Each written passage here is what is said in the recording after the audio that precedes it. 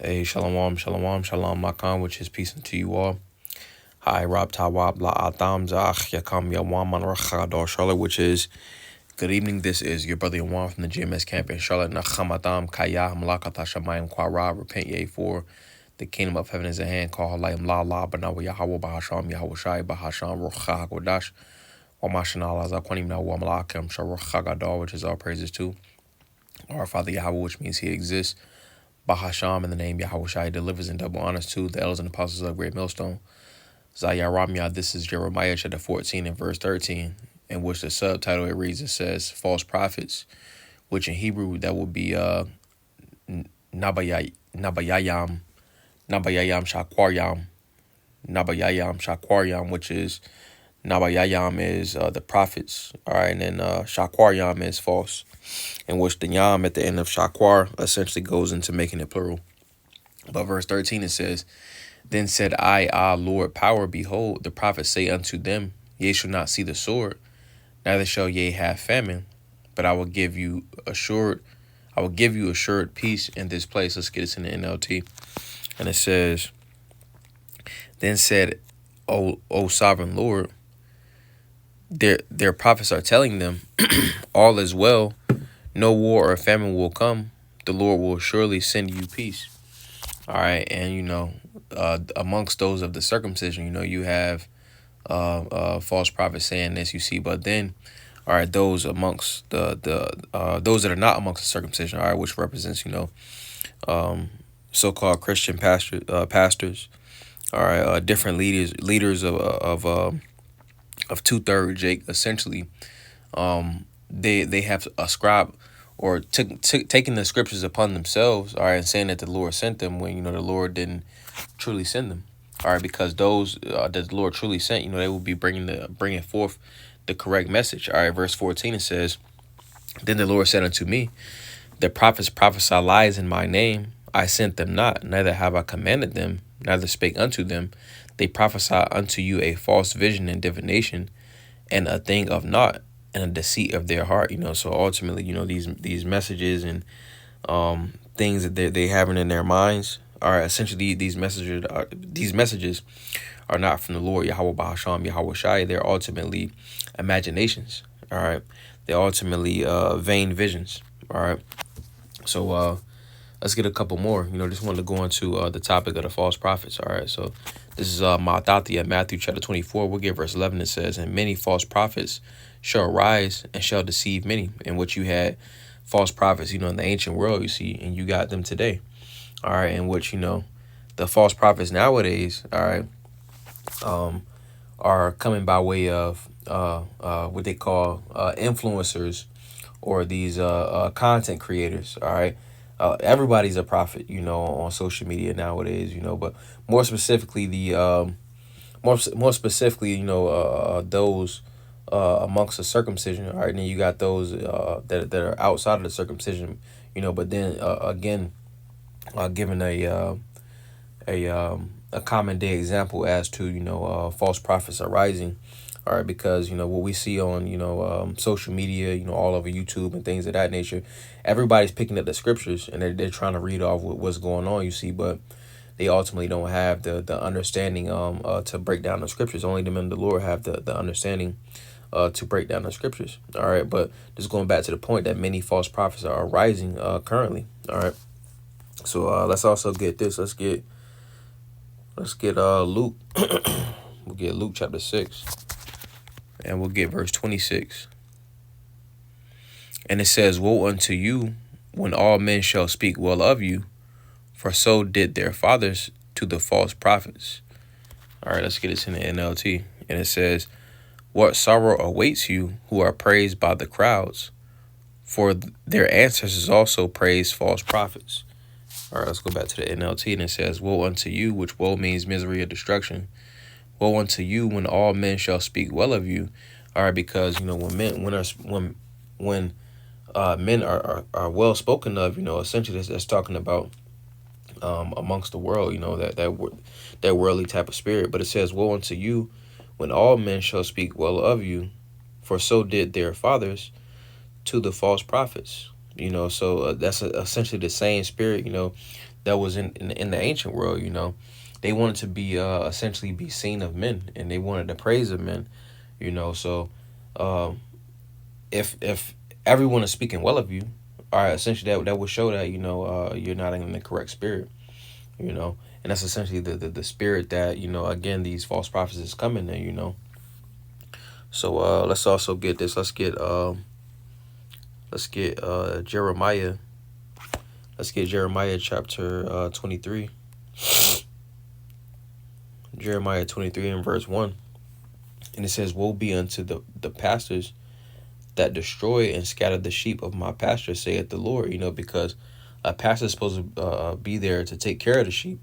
All right, which the Lord likened the nation of Yasharallah unto sheep. All right. It says, "Woe be unto the pastors that destroy and scatter the sheep of my pasture, saith the Lord." All right, destruction to the false prophets. Verse 2, it says, "Therefore thus saith the Lord, power of Israel, against the pastors that feed my people. Ye have scattered my flock." The true job of a pastor, all right, ultimately is to gather the flock, not scatter. It says, "Ye have scattered my flock and driven them away, and have not visited them." All right, and ultimately, uh, in the visitation of sheep, all right, when a true shepherd or a true pastor, visits the sheep, they gonna make sure, hey, they fed, hey, you good, they essentially, they gonna make sure they're groomed up and make sure that they're being taken care of. You see, but it says, and have not visited have not visited them. All right, they haven't essentially given them what they needed to live, which is this truth. It says, "Behold, I will visit upon you the evil of your doing, saith the Lord." All right, in which those that essentially was in that the stead of scattering and not gathering, hey, the Lord's going to visit them. All right, they're going to be judged. They're going to be destroyed. All right, because they didn't want to be in the right spirit and essentially break down these scriptures in sincerity and in truth. They was in the spirit of doing it for vain glory. Preaching for strife and contention. All right. So let's also get this. We'll get Ezekiel chapter 13. We'll get verse 1. It says, in which the subtitle says, "False prophets condemned." And it says, "And the word of the Lord came unto me, saying, Son of man, prophesy against the prophets of Israel that prophesy, and say thou unto them that prophesy out of their own hearts, Hear ye the word of the Lord." And ultimately, their vision is coming from their own hearts. These are the things that they want to see happen. Verse 3 says, "Thus saith the Lord, power, woe unto the foolish prophets that follow their own spirit and have seen nothing." They haven't seen anything. All right, they haven't received of any revelations. All right, again, these are their own thoughts and vain opinions. All right, verse 4 says, "O Yashar Allah, thy prophets are like the foxes in the deserts." All right, and then foxes in deserts. A fox is a very sly and cunning animal. So it's a picture being made here. It's a similitude being made here. The false prophets, is like foxes. They're very slick. They're very sly. They're very crafty. They understand. That Jake, needs to be visited. You see, so what do they visit them with? All right, they give them, a little sprinkle of the truth here or there. All right, but then the rest of the spots that is not true nourishment, they're putting the gimmicks in there. You see, so that's the trickiness and the craftiness and the subtleness, that the false prophets are essentially coming with, and that's essentially why the Lord, all right, is going to destroy them. All right, those that are in that spirit and don't repent. All right, that's why it says in verse 8, it says, I'm gonna read down. It says, "Ye have not gone up into the gaps, neither made up the hedge for the house of Israel, to stand in the day to stand in the battle in the day of the Lord." Hey, as it says in the New Testament, it talks about how shall I'm gonna get that real fast. All right, I believe it's might be 2 Corinthians 8.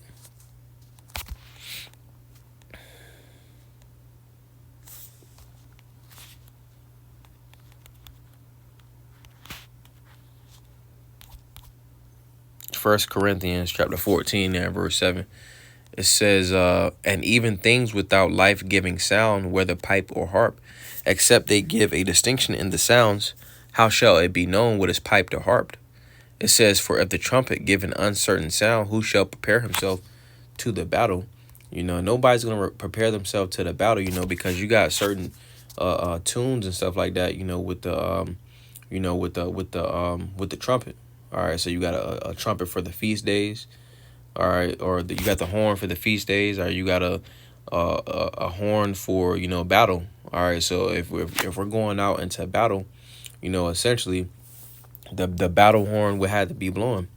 All right, so if the horn for all right getting married and false divinations, or excuse me, if the horn for getting married and the horn for peace, all right, and the different captivities that Jake has scattered in is being blown, that's what Jake is essentially going to have on their mind is that peace, all right, and getting married and partying and bullshitting.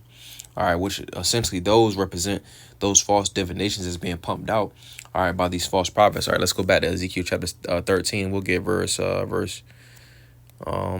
at verse 4, verse 5, verse 6, excuse me. It says, "They have seen vanity and lying divination, saith the Lord." Excuse me, saying, "The Lord saith, and the Lord hath not sent them. And they have made others to hope that they would confirm the word. Have ye not seen a vain vision? And have ye not spoken a lying divination? Whereas ye say, the Lord saith it, albeit I have not spoken." The Lord didn't, give them these words. These words are, they brought those words upon them their own selves. All right. Verse 8 says, "Therefore thus saith the Lord power, because ye have spoken vanity and seen lies. Therefore, behold, I am against you, saith the Lord power." The Lord is against the false prophets, because they're essentially, pushing forth a vision of their own mind, and essentially it's not going to come to fruition. All right.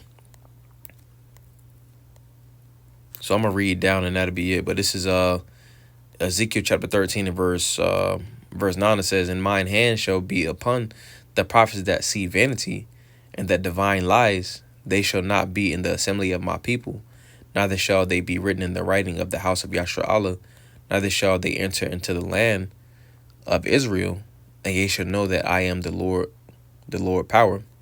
Because they have seduced my people, saying peace, and there was no peace." It's no peace, in these times. All right, the peace is going to be in the kingdom. We got to go through. We have to go through straits. All right, it says, "And one built up a wall, and lo, others daubed it with untempered mortar. Say unto them which daub it with untempered mortar, that it shall fall.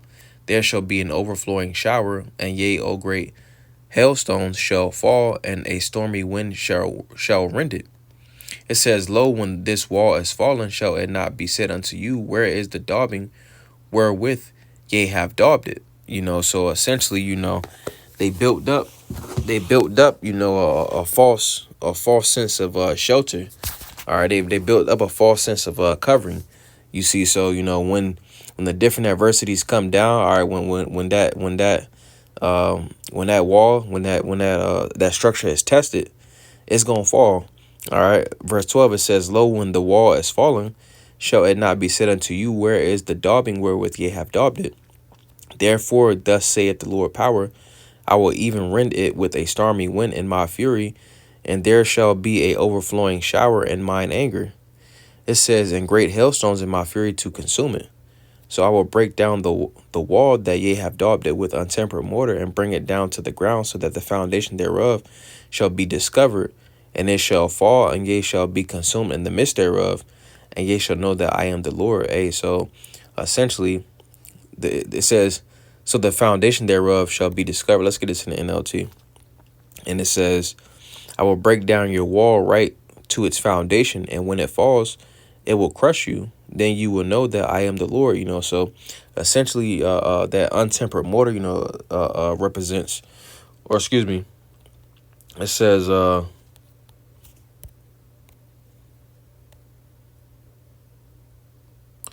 yeah, that untempered mortar is likened unto whitewash. Hey, that essentially represents, what they have built their ideologies upon. You see, so when it comes time for things like such as the chip, all right, things such as the charagma, they have a little bit of sprinkle truth here or there. You see, but when the rubber really meets the road, all right, and their congregations have questions, the essentially that wall that they have built is it's not going to hold under the pressure. You see, because those with the correct doctrine, all right, which represent, the men of great millstone from the apostles and elders on down, and those likewise doctrine. Essentially, scriptures is a similar to, it's a liking unto Yahweh Shai, and Yahweh Shai is likened unto that rock. You see, so it's a sure foundation. That's what our scriptures say. We have a more sure word of prophecy, because essentially what we're speaking is the words from the Lord. All right, and what we're saying is right out of the scriptures. Whereas, with the false prophets, they don't have a sure word of prophecy, because they're mixing it in with gimmicks. You see, so essentially when it comes time to i.e. when the Karagma is dropped, their congregation's gonna have a lot of questions. All right, and essentially, those that don't repent from that spirit, they're gonna be destroyed. So just wanted to go into that, because the false prophets will be destroyed. So I don't want to Zaza by Naya Paulos, where there was a beautiful edification through the spirit. Why I don't want to Zaza Adam Yashlay La Tawa. Lord's will, you all have a good night. Wa Shalom Lakam, which is peace unto you all. Shalom, shalom.